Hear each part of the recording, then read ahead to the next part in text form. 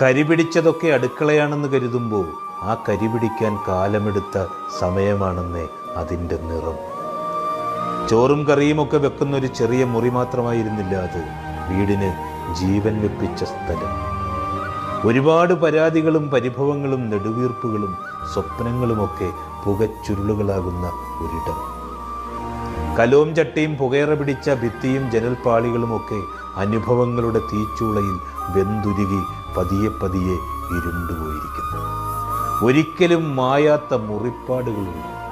അകവും പുറവും പൊള്ളലേറ്റ അനുഭവങ്ങളുടെ അടക്കപ്പിടിച്ച നിശ്വാസമുള്ളൊരു സ്ഥലം.